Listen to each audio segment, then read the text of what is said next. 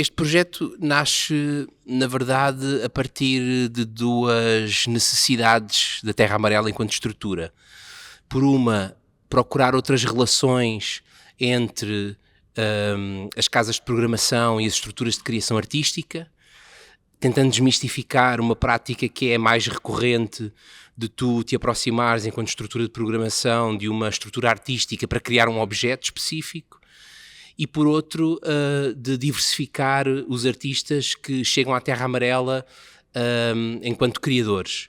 Ou seja, desviarmos-nos de um caminho que a mim me parecia mais facilitista, que era o de eu ir assumindo as criações artísticas da estrutura. Este cruzamento do tempo com a questão do ser, da identidade e do ócio vem, por um lado, de uma conversa que no setor cultural, mas que eu julgo que acaba por ser transversal a todos os setores, que é a forma como nós estamos a ocupar o nosso próprio tempo, até que ponto estamos a confundir quantidade com qualidade, até que ponto é que conseguimos encontrar momentos de reflexão. Então, como é que também nos processos criativos nós conseguimos promover processos que desenvolvam esse espaço de tempo neutro, esse espaço de momento de reflexão, de pesquisa mais profunda sobre o conceito e a ideia do encontro entre pessoas, mais do que focarmos na ideia e numa prática de criar um objeto. Então eu gosto muito de pensar no A Tempo como um projeto de encontros entre artistas muito diversos nas suas identidades, muito diversos nas suas práticas, nas suas línguas e linguagens, que durante 5 semanas estão juntos e que nessa última semana decidem abrir a porta do seu encontro a pessoas estranhas que se juntam a esse encontro para experienciar qualquer coisa. Não gosto muito de lhe chamar um projeto que tem como finalidade construir objetos artísticos. Acho que não é o foco essencial daquilo que estamos a propor.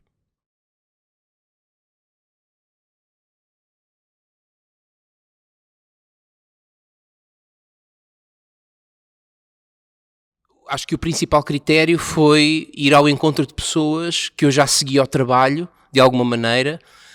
Algumas dessas pessoas já estavam próximas da Terra Amarela de alguma maneira enquanto intérpretes, como por exemplo o caso do Tony Weaver, mas depois artistas que eu ia acompanhando o trabalho e que me iam parecendo de alguma maneira pessoas com as quais eu pessoalmente e a própria estrutura se gostava de aproximar pelo trabalho que fazem do ponto de vista artístico, mas essencialmente pela questão ética que preenche essa sua prática criativa e artística. E as temáticas acabaram por surgir depois de pensar nas pessoas. No caso do André Werba, na verdade ele foi meu colega de escola, foi ali meu contemporâneo da Escola Superior de Teatro e Cinema, e foi alguém que eu fui acompanhando de longe o trabalho que ia fazendo.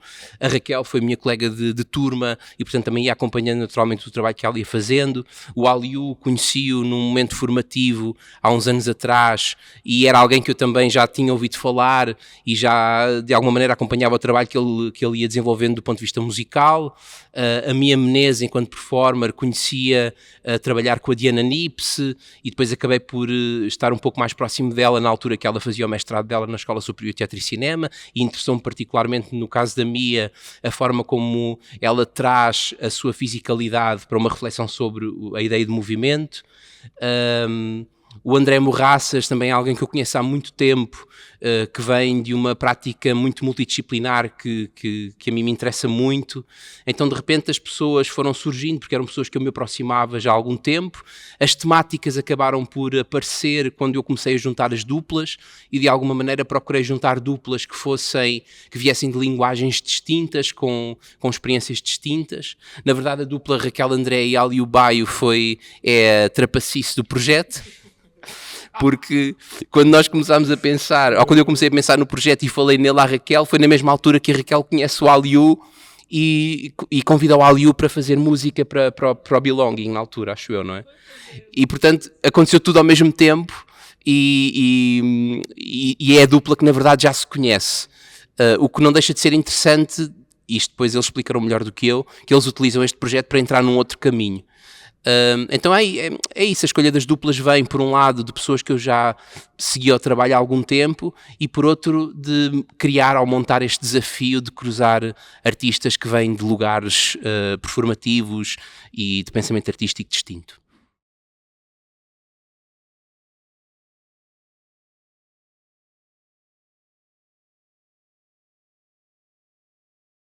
Então, essa reflexão com memória, pronto, como o Marco estava a dizer, nós já nos conhecemos e passámos o último ano a trabalhar juntos, sabendo que possivelmente íamos fazer este projeto. Então, volta e meia íamos falando, pá, o que é que a gente vai fazer? O que é que a gente vai fazer? E o Áudio trouxe esta vontade de trabalhar um texto de teatro, porque queria trabalhar como ator. E eu, na minha prática artística dos últimos 10 anos, o meu lugar como atriz é muito específico, porque tem a ver com as minhas criações, sou mais uma performer, tenho dificuldade de dizer que sou atriz, pronto. E então disse, ok, então bora lá, que esse é um desafio para os dois, estarmos os dois em cena a trabalhar um texto clássico, yeah. E então, isso é um dos eixos em que comecei a pensar, ok, então que texto é que poderia ser? E trouxe uma proposta de uma parte de um texto. Entretanto, o Áudio também trouxe esta relação com memória, e a partir também do trabalho que nós fizemos no Belonging, e que é a minha prática artística, que é encontrar pessoas, não é? E documentar os encontros com essas pessoas. Então o Áudio também propôs, então porquê é que não vamos encontrar pessoas para nos relacionarmos com esta questão com a memória? Então também estamos nesse caminho. Aqui no caso é o Áudio que vai documentar em vídeo, e pronto, vamos encontrar-nos com cerca de 10 pessoas. Já na próxima semana vamos começar. Depois também trocando as experiências dos dois, o Áudio também vai compor música, vai trazer alguns materiais de música, e estamos muito nessa viagem. Acho que a primeira conversa que nós tivemos, assim, ok, então temos estes materiais, qual é a nossa relação com memória? E fomos de imediato para a questão de perder memória. Acho que a nossa relação com a memória é o medo de a perder, não é? E aí o Áudio trouxe uma questão que para mim se calhar não era tão evidente, que é perder o som de algumas vozes, ou o cheiro, não é? De algumas coisas. E isso abriu-nos depois também todo um campo. Ou seja, acho que a oportunidade deste trabalho que o Marco nos traz, e que é mesmo um privilégio, é podermos estar a experimentar. E como o Marco estava a referir, há muito tempo que eu não tinha uma oportunidade de estar a experimentar materiais, sem ter esta obrigatoriedade, pá, que é uma grande pressão de tens que apresentar um espetáculo, tem que resultar, tem que Está perfeito. Isso. Tem que funcionar. Eu sempre quis trabalhar sempre não. Esta vontade começou a surgir primeiramente quando tive contacto com o teatro, que era algo que eu queria há muito tempo, não é? Lembro-me na escola a gente fazer teatro amador nos recreios, na Ellen Keller. E eu, para mim, quando ia à visita de estudos ver peças, para mim era muito interessante. Para mim os atores eram mágicos, não é? Nessa altura. E isso vai criando aqui um desejo de um dia fazer alguma coisa, um dia talvez, pronto. E através desse encontro com a Raquel e com o Marco nesse dia, essa porta se abriu, não é? E a Raquel convidou-me para fazer música e ser música em cena também no Belonging. E depois esta proposta de falar sobre a memória, que é algo muito forte, muito impactante para todos nós, em primeiro lugar, mas ainda mais para mim, porque eu acho que se perdesse a memória seria apenas uma caixa vazia, não é? Acho que perderia toda a minha identidade, perderia toda a minha essência, e pronto. Uma das primeiras coisas que eu disse foi exploramos esta questão do medo de perder a memória, do medo de esquecer as vozes das pessoas que gostamos, o medo de não nos lembrarmos de certos cheiros que fazem ou fizeram parte da nossa vida. Pronto, e acho que é um tema muito muito forte. Não? E além disso, também é um desafio grande, tem sido um desafio grande. Começamos a ensaiar, não é? Eu e a Raquel estamos no mesmo espaço. Agora, não é aquela relação de... como é que eu ia dizer? Ela é criadora, eu estou a tentar interpretar o que ela deseja para o espetáculo Belonging, por exemplo, não é? Agora, não é? Estamos a partilhar ideias, estamos num diálogo de construção, um diálogo que depois há de resultar em alguma coisa. Pronto, acho que é isso.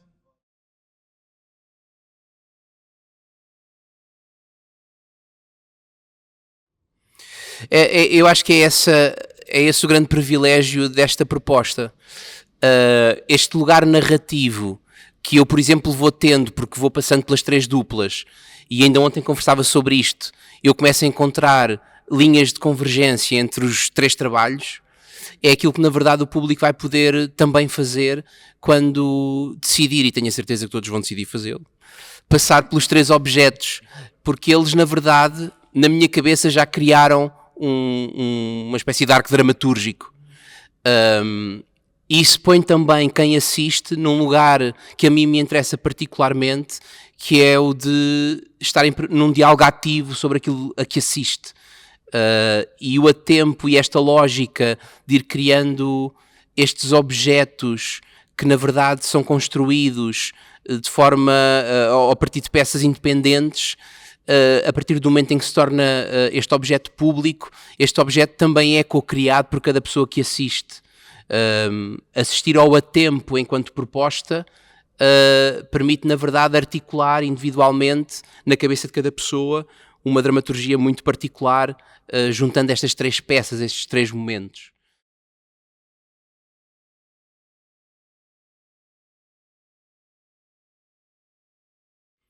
Eu acho que, por um lado, essa possibilidade de co-construir o projeto ao lado dos artistas, que ali estão em cada uma das noites, porque, na verdade, assistir a estes objetos, estes 3 objetos, permite, então, criar esse universo particular dentro da cabeça de cada pessoa.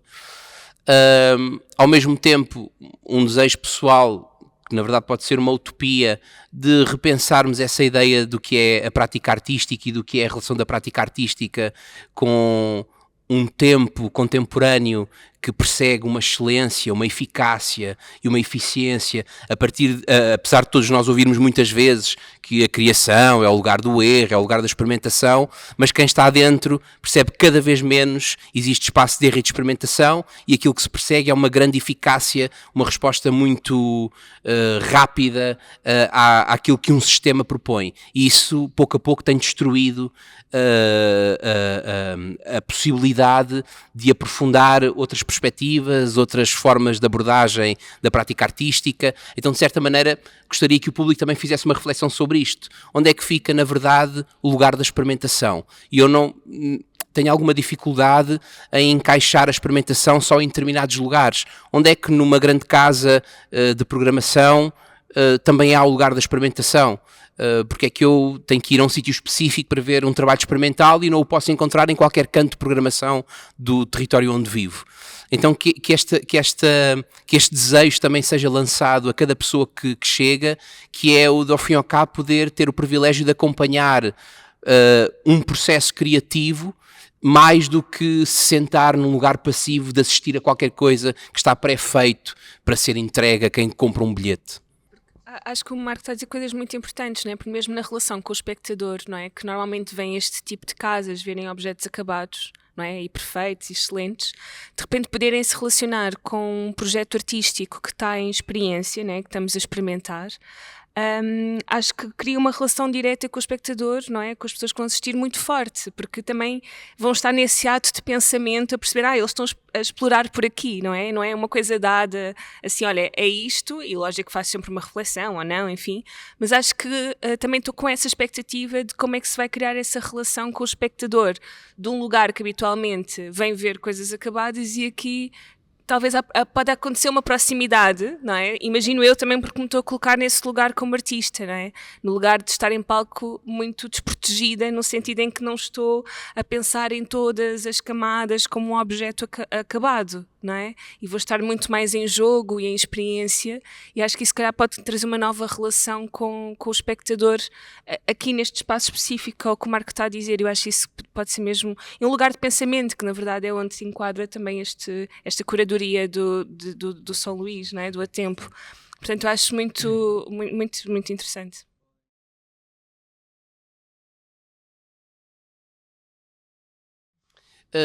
Quando começámos a idealizar o projeto, achámos que tínhamos que aprofundar essa relação com o público, não é? Com o público em geral.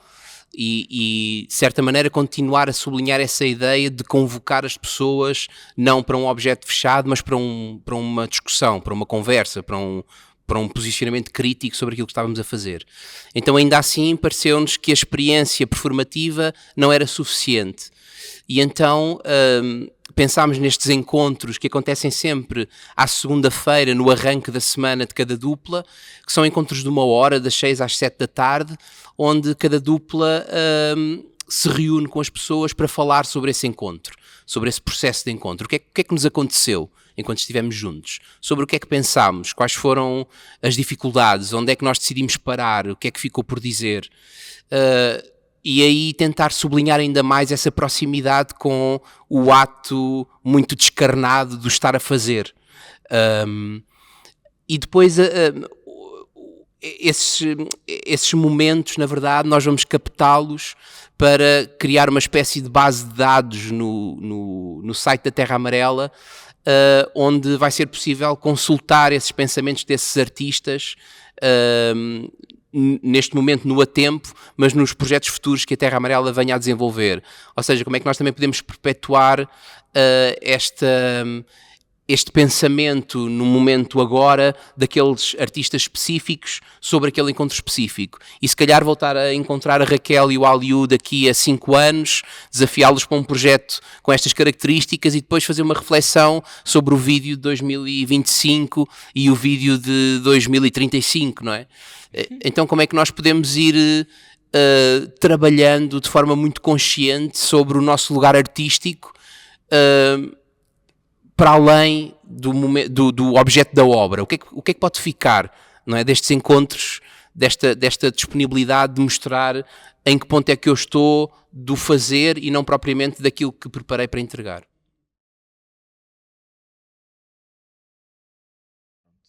O que eu gostava que ficasse era, sobretudo, a mensagem de que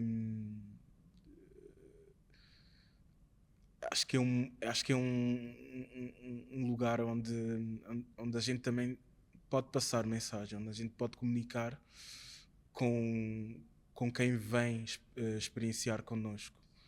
Então, passar uma mensagem que não sei qual, mas que há de ser alguma, acho que é importante, porque vivemos num mundo hoje em dia que parece que não há lugar para as pessoas se escutarem, para as pessoas compreenderem muitas vezes pessoas que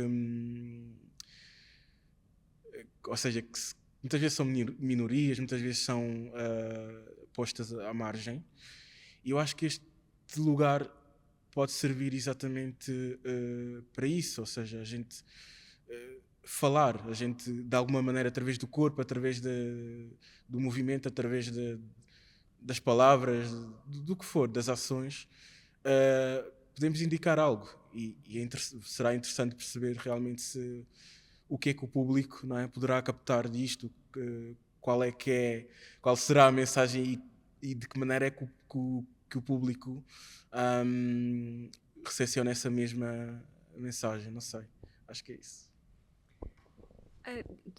Talvez para mim seja esta relação com o tempo e o que é que nós ganhamos em ter tempo, e como o Marco referiu no início, não só na área cultural, mas acho que em todas as áreas, não é? Nós hoje em dia perdemos tempo.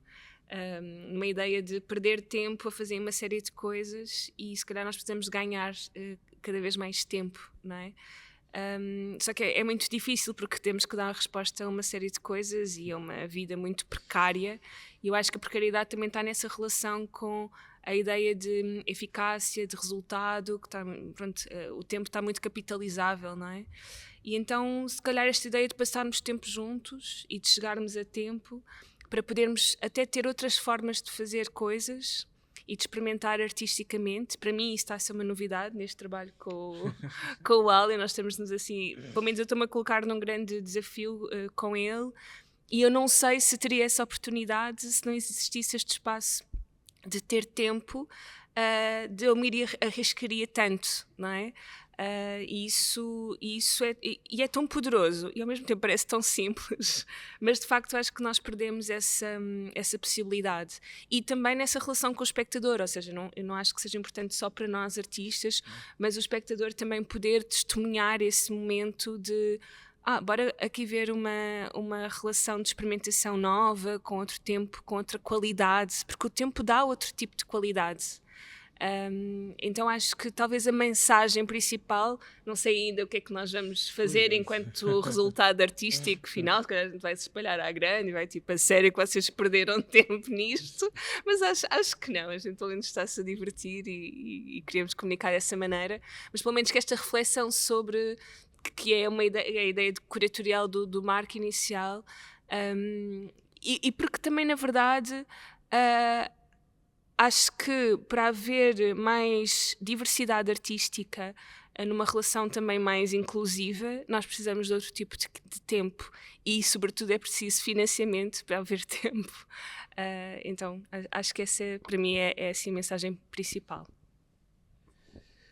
Eu acho que a mensagem ou o desejo principal é que os lugares de cultura se tornem muito mais plurais e heterogéneos do que aquilo que são. Nós tendencialmente criamos rótulos aos espaços culturais. Aqui nós vemos isto, ali nós vemos aquilo, ali nós vemos outra coisa, e de repente isso parece-me, do ponto de vista do diálogo com o público, pobre, porque de repente eu se quero ver determinada coisa tenho que ir a determinado sítio, quando na verdade os espaços culturais devem ter uma abertura, uma pluralidade que permita uma circulação de estéticas, de pensamentos, às vezes até de lugares conflituosos e divergentes, para que a discussão possa ser acesa. Curiosamente, a semana passada, um amigo meu dizia-me: tu já reparaste que nos espetáculos hoje em dia a maior parte das pessoas bate palmas sempre de pé no fim? O que me deixou a pensar em como nós estamos a alienar-nos do lugar do confronto, e isso parece-me perigoso do ponto de vista artístico, quando nós saímos satisfeitos com qualquer coisa e não saímos de lá a querer discutir aquilo que acabámos de ver. Então se os lugares... Se as próprias lógicas de programação lançarem esse desafio às suas próprias estruturas e ao tecido cultural e artístico, acho que vamos conseguir encontrar essa qualidade de tempo que, no meu entender, não é mais do que nós sentirmos que o lugar que estamos a ocupar num determinado momento é um lugar de reflexão interior, mas que nos levanta questões que eu quero pôr em cima da mesa enquanto artista, enquanto pessoa social, Então o grande desejo é que as estruturas de programação se tornem muito mais plurais do que aquilo que são e não tenham medo de alterar formas de fazer, de correr riscos, de entrar em confronto, porque senão a arte vai se tornar uma espécie de pastel de nata que nós podemos reproduzir em todas as pastelarias. Pastel é bom. Pastel é bom. Retiro o que disse. Obrigado a ti, Pedro.